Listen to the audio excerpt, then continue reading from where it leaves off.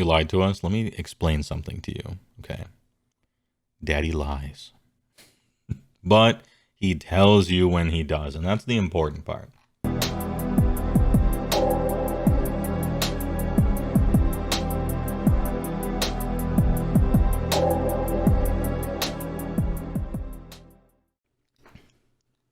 However, we have actual news for once, and I haven't seen this yet. I have not been doing my news reading recently because there's just nothing to talk about and I don't want to bother. But they're telling us Sylvaneth rules, and I haven't seen them and I'd like to see them. Sylvaneth rules, hell yeah. We're finally getting to the stage where it's not just stuff that has been wholly leaked or spoiled online. So this news article is actually news, which is rare. I got used to all these leaks. Boy, did I like the leaks and the spoilers. Always love it when you see all that stuff early. Big fan. But I guess we're getting drip fed again, so fair enough.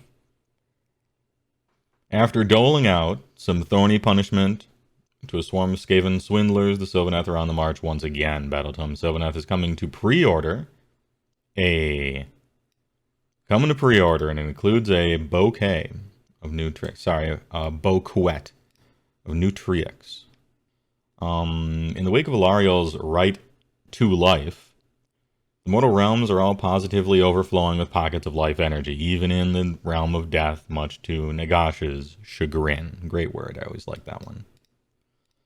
So now when the Sylvaneth go to war, they stride to the tune of the Ever Queen's song, causing the very battlefield itself to erupt into thickness of coiling vines. Okay. Sylvaneth can focus their choral power on 3 terrain features on the battlefield, turning the terrain overgrown, making it function like wildwoods and healing nearby Sylvaneth units at the start of your hero phase. Hey, this is one of the suggestions we were thinking about. Remember when we were talking about this? Or like, what could they do with wildwoods? And I'm like, well, maybe you could turn the terrain into wildwoods before you start the game so you don't have to carry around 6 of them every time you go to an event. Looky here. Places of power. Before faction terrain features are set up, you can pick up to 3 terrain features on the battlefield that are wholly outside of enemy territory. Alright. Those terrain features are considered by you to be overgrown terrain features. Considered by you to be overgrown terrain features. So your opponent does not consider them to be overgrown. Interesting. So they don't have the overgrown rules for your opponent, only for you. I wonder how much that matters. It also means that in a mirror match, you don't have 6 wildwoods on the table. Well, at first. Yeah, for you. Right, yeah. A classic. Yeah, I think it's there for the mirror match. Probably, right. What does Overgrown currently do? I don't know. I don't know offhand. Because I, like you, play Age of Sigmar. And if you play Age of Sigmar, you know that Arcane is the only terrain feature that matters at all. And if it's not Arcane, you just wholly ignore it. People who own 6 wildwoods in shambles. Good comment. Hey, don't worry. You have most of a display board already ready. And you can sell them. Anyhow, the stuff's overgrown. But only for you. At the start of your hero phase, you can heal 1 wound allocated to each friendly Sylvaneth unit that is wholly within 9 of an overgrown terrain feature, or a friendly Awakened Wildwood. Right? Healing 1 wound at the start of each hero phase is kind of like whatever, but that's fine. You're going to gain a lot more power off of this from your synergy abilities on War Scrolls and stuff that care about Wildwoods. So it had to do something, and I guess healing 1 is okay. It's something. I mean, you're going to get the majority of your power out of it from stuff that cares about Wildwoods, right? So Awakened Wildwoods are not just a vital source of life energy. They also enable your terrifying tree folk to employ befuddling hit and run tactics.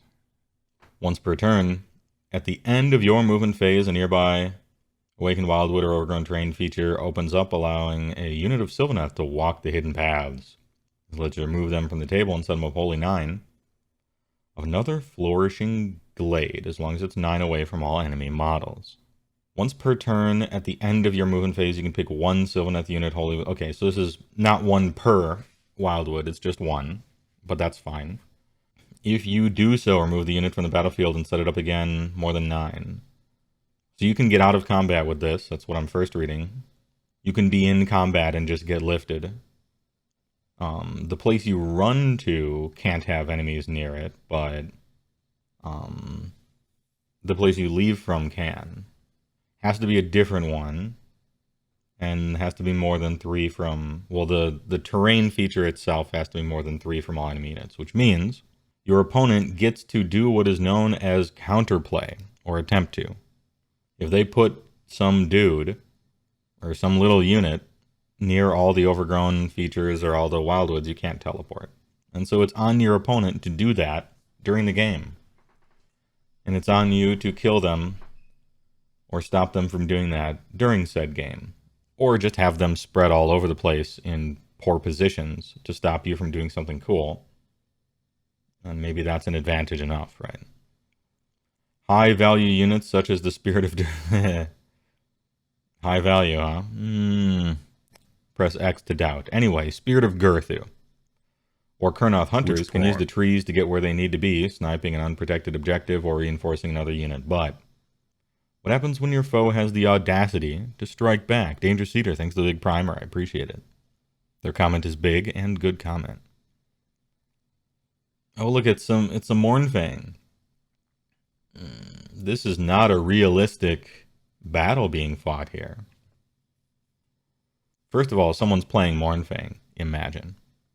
Secondly, they were able to charge this unit of Sylvaneth without running into a million terrain features first. Anyway, let's carry on. This is a narrative battle. It's fine. That's fine. Once per turn, after a unit within range of a charmed... Well, you know what? I'm just going to read this. I don't need your summary. I want to read the actual rule. Once per turn in your combat phase, so just on your turn, immediately after a friendly Sylvaneth unit that is wholly within 9 of an Overgrown terrain feature or Wildwood has fought, you can remove that unit from the battlefield, send it up again more than... Okay. So you could... Man, you could get like 3 teleports per turn in this army. Damn. Just like the old days. So you can probably hero phase teleport, I'm assuming. You can movement phase teleport with Walk the Hidden Paths. And you can combat phase teleport. It is going to be pretty important for your opponent to put dudes on your Wildwoods so that you can't. What does this do tactically? This increases the usefulness of those ranged units that we thought suck in a Sylvaneth army, I think. So, like, you know those units where they shoot stuff, and we're like, these guys suck because they don't do much damage and they're way overpriced and stuff? Well, if they can kill a min-sized unit of pure chaff, they might be more valuable than we originally thought because it gets to snipe people's, you know, random 5-man Ungor unit that runs onto a Wildwood just so that you can't teleport there. If your shooting can actually kill something like that, it might have more of a use against... It's sort of like counterplay, right? You know, your opponent's going to put 5 Chameleon Skinks on something, or your opponent's going to put 2 Frost Sabers on some Overgrown terrain feature just so you can't teleport to it. Maybe it's nice that you get to throw a spear at it and possibly kill them and then teleport later that turn. So, what would we say? Plink shooting isn't entirely useless in this army. There's a use for it, I think. Anyway, this is best for fragile units like Tree Revenants and Spite Revenants, who can hit hard, but who may get turned into Tinderwood on the counter. This is an interesting sentence to me. Neither Tree Revenants nor Spite Revenants can hit hard.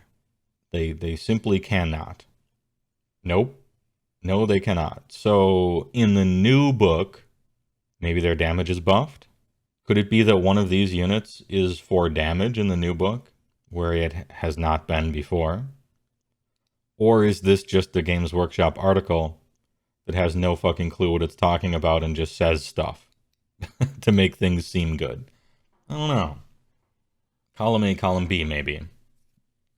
Strike and Fade makes it even harder for your foe to lock down your key damaging dealers as you prune them with the precision of a master horticulturalist. Prune, huh? Okay. Oh, we got Flappy Boys. Bug Boys, the red ones. Oh, and the red ones are in a unit of 3 now. They used to be in a unit of 2, if I recall, in that other spoiler. I think the green ones were in units of 3 and the red ones are in units of 2, if I recall from those pictures, but I see 3 here. So I wonder if those pictures were not indicative of the unit size. Interesting. History says column B. Cohen Mark thinks option B. Jared Kruger's thinking option B. Yeah, you know what?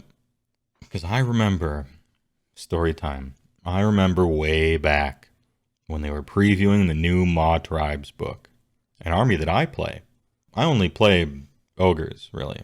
And even within ogres, I really only play Beastclaw. And so, all these other armies I gotta, like, do some research on, and, you know, it's secondhand information. But in one of those preview articles, I distinctly recall them talking about how much damage Stonehorn Beast Riders did. The damage is so sick, this article told me. Look at the maximum possible damage they do in a combat phase.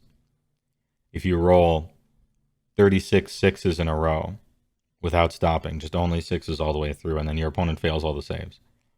And I'm like, Stonehorn Beast Rider's damage is bad. It is both bad and inconsistent, which is double bad. They're not very good. I wouldn't consider them like a damaging... They're not a hammer, in other words, right? But the article was like, their damage is sick. And I'm like, okay, so maybe in the new book, their damage is sick. And then I got the new book.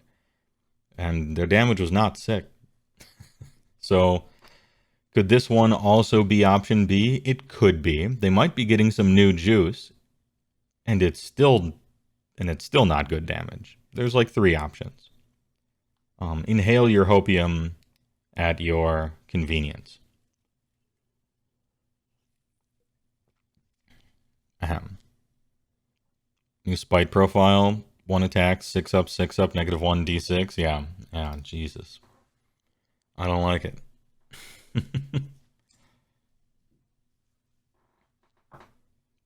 You just said A because you don't know who's writing it. Yeah, it could be a master strategist. Stratumgist, it could be. Then we get some cool art here. They chose the boss version, not the caster version. For the burb, the cruel burb. They have some of the monster skewer great bows, so they fell for the trap. And some bolt boys. These Verdant Nexuses change their effects within the Season of War. Oh, hold up. These Verdant Nexuses change their effects with the Seasons of War, providing varying benefits for armies that choose to wage war under the aspects of spring, summer, autumn, or winter. You'll need to grab a copy of Battletom Sylvaneth when it hits pre-order to find out more about that. Or you could wait until the whole book gets leaked in a few days. Or you could watch Man Reed's book before you could actually buy the book and then just write everything down, which is probably what I'm going to be doing. Yeah, next CC is. The Killer Bow feels like it should be cool. I agree. But then again, most of the stuff in the game should be cool, right? It's cool that there are Seasons of War, and you're going under spring, summer, autumn, winter. This seemed like a really obvious mechanic they could have gone with, but historically haven't up until now, really. I'm interested in reading it. I did feel like Sylvaneth was one of those armies that they could reimagine from the ground up. Because so much of it was like baked into a first edition way to play the game, and we just play the game differently now, right? I'm just really interested in seeing what they do with Sylvaneth. Also, I made some bold predictions with my new army video. Even though I said I'd never do that. But I put prediction alert on the screen at the time. So I feel like I'm safe. I said that Sylvaneth would be good instead of an underdog or powerful, so we'll see if that's right. And I said that these bug flyers, one of the two types of these bug flyers will be good, will be playable. I feel that was a safe call, but anything's possible. Anyway, good article. It featured actual information, and so I like that. There's nothing else to talk about really, so we're done here. The woe father, yeah. If it turns out they aren't, you'll be very upset at me. I mean, you should be. I made the call. I could have not released the video last week, and instead just waited until we saw the Sylvaneth rules, and then released it. But then it'd be out of date when the very next two Battletoms come out in a month, right? So I wasn't just never going to release it. And I wanted to give people some hope. That's why I talked about new Battletoms and the armies that were about to get them for the most part, like Gits and stuff. Yeah, and then wait again and just never release, yeah. You think in general it means players don't need to buy as many Wildwoods, which is good for players who don't want to commit to so much terrain. I think it's good, period, really. It is kind of weird that only one army. You felt like your army was done, and you're like, hey, that wasn't that bad. On the old pocketbook, that wasn't that bad. And you're like, oh wait, I have to buy $88 3-pack Wildwoods, and then another one, and another one. So that's rough, I am appreciative that you probably only need to buy one or two now. But we haven't seen the whole book, we're not sure. Maybe you turn 3 things into Overgrown and you still buy 4 Wildwoods. Like, who knows, right? We don't know all the info or the rules yet. Unsure. But I like the direction they're going in. It was one of my suggestions. Not in an official capacity because they don't talk to me, but just opining out loud. I'm like, wouldn't you think Sylvaneth could just turn some of the terrain on the table into Wildwoods in some manner? Whether it be D3 plus 1 at the beginning of the game, or maybe you have a spell that you cast and then just that thing is a Wildwood for the rest of the game or something like that.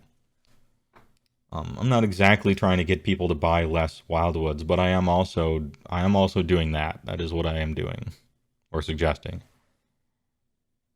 It's fun. Anyway, Heywoah, is having one unit yeet out of combat for free OP?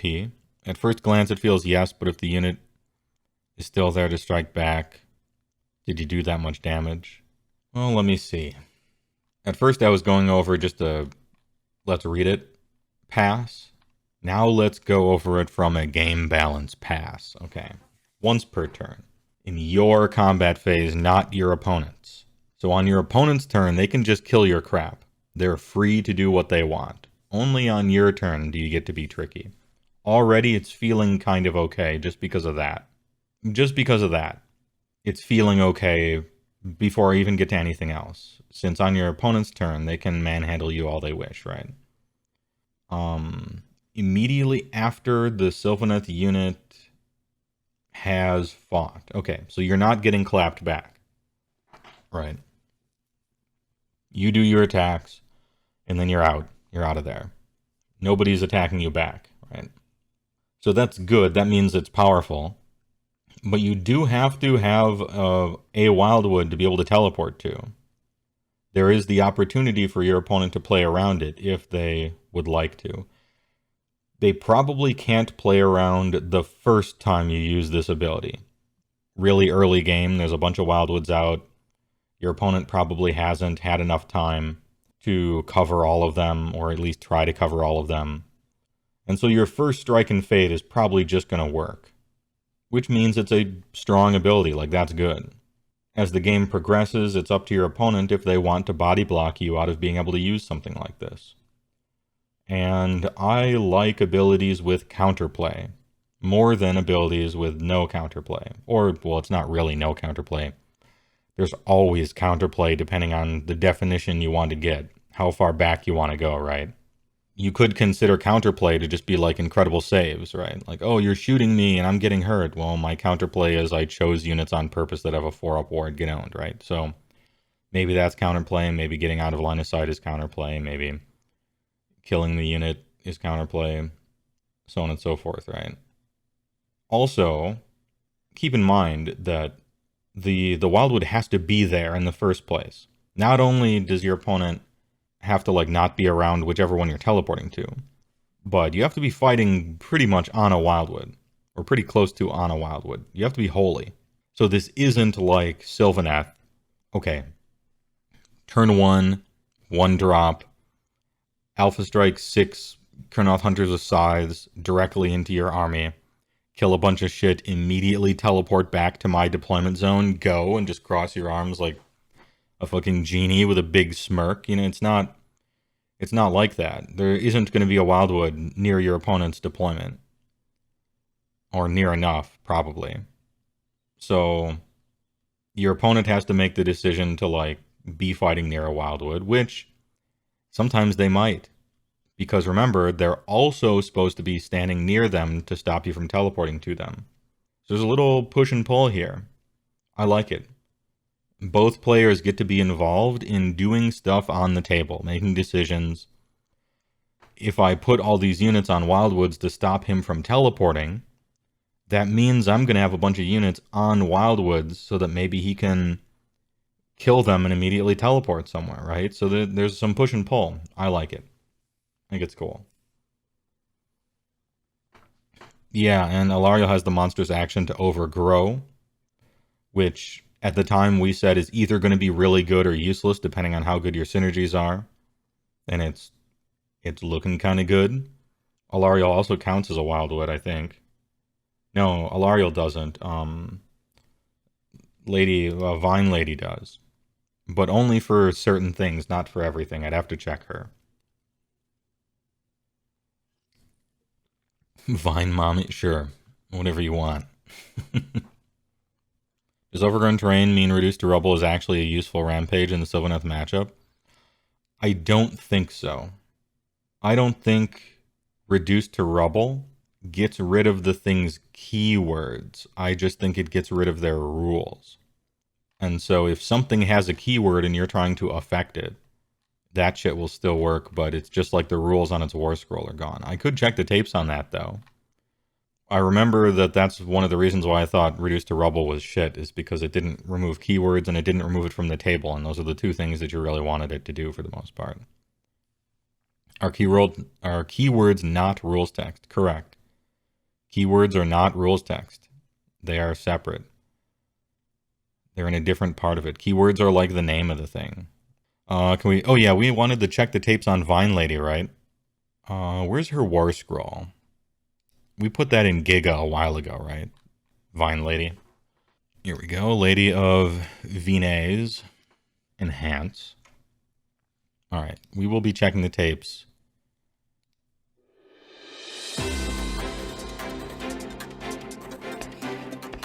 And we take a look at the tail of the tape. Some of them may be involved with exotic stuff, like dark matter. An ABC News Brief brought to you by Michelob Light Beer. Now from Washington, Sandra Van Oker.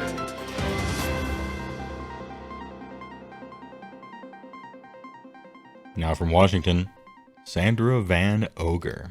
Alright, here we go. The Lady of Vines. Friendly Sylvaneth units wholly within 6 of this unit are treated as being wholly within 6 of an awakened Wildwood in your army. Okay. So what this means is that treated as being wholly within 6 of an awakened Wildwood. So I would say that for rules that care about your proximity to awakened Wildwoods, this would work. But, so for instance, I think you can teleport away from her. Like Lady of Vines, for instance. I think she can attack you in combat and then teleport away regardless of where she is, because she always counts as being within 6 of a Wildwood. That seems to work. I don't think anyone can teleport to her, because she only counts as a Wildwood for them if they're within 6 in the first place. So they can't, like, teleport to her because that's far. They're far enough away that she doesn't count for them, right? But you can go from her, and she herself can teleport wherever, it seems. If people think that you won't run Vine, Bee, and Thigh Mummies in Sylvaneth, they have never been more wrong. I wouldn't dare. Wouldn't dare make such a prediction. Big transition. I got some stingers. I make them myself. So heroes nearby. I mean, not necessarily just heroes, right? It's any unit, but yeah. The Wagyu burger at Arby's, but I'm glad we got some boots on the ground. So what you're hearing is focus all WLC on Lady of Vines immediately. Yeah, she seems to be somewhat of a linchpin in the army, right? She is an named character, so you can't give her a trait and you can't give her an artifact to make her harder to kill, which is what you always would want to do, right? She counts as a general. Does she know all your spells? She's a double caster. She can summon 10 dryads. She can give a ward of 5 up to friendly Sylvaneth units, which is sick. She counts as a wildwood. Yeah, she seems to be a synergy dominatrix almost. If you have the ability to take something out right away, Lady of Vines seems like a good choice, right? Because she seems to be excellent. By all accounts, she seems to be amazing. That being said, that's not a reason not to play her. To some people, look, sometimes when you play Age of Sigmar for like the first 3 times you play AOS, you get shot by sentinels and something goes wrong in your brain when that happens. You start to go crazy, a little bit of crazy. You get shot by sentinels on turn 1, and your reaction to that makes you become a crazy person. And, avoid this. And so you start thinking like, well, I shouldn't play my linchpin best units because they're just going to die anyway, right? This, sort of weirdness. No, that's a reason for everything in your army to be amazing. Punish your opponent for everything they choose not to kill, right away. Because they can only choose usually like one thing. And you want to make it hard for your opponent. What if you have an army list and there's like 3 things they really just, oh man, all 3 of these things, you have to kill them, otherwise you'll lose. It'd be so annoying. Well, you're going to have to leave 2 up, right? And present your opponent with only amazing targets to shoot right away. And they're going to leave you with something, and then it's your turn. And you should be able to, punish them for that. Counterpoint, what if nothing is good? Play Kragnos and wait for the second Gits book to come out? Did I guess correctly, Zip Zap Rap? Anyway, yeah. If nothing is good, sometimes it's more than just a meme, by the way. Like, if everything is the same, it kind of doesn't matter if they kill one thing right away. Right?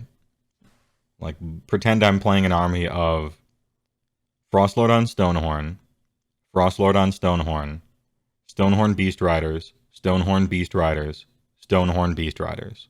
2K. Like, what do you shoot? I don't care. I actually don't care. Everything's the fucking same. Let's go. Whatever you leave me with is going to triple charge your archers. And probably take them out. And then some more of my stuff will die, some more of your stuff will die. But some of your stuff is important, and all of my shit's the same, right? So anyway, there's something to do, one way or another. You might lose, but, imagine not losing in Age of Sigmar. What's the wording on Silvernet Teleport? Alright, let's bring it up. If it says pick them up and put them down within 6 of a wildwood, and you pick them up and set them down near the lady, no, you can't. Because you would have to put them down within 6 of a wildwood. And when they're off the table, when they're not on the table, they are surely not within 6 of her. And she only counts as a wildwood when you are currently within 6 of her. So you wouldn't be able to choose her. She would not be a legitimate choice at that point. That's what I'm thinking anyway.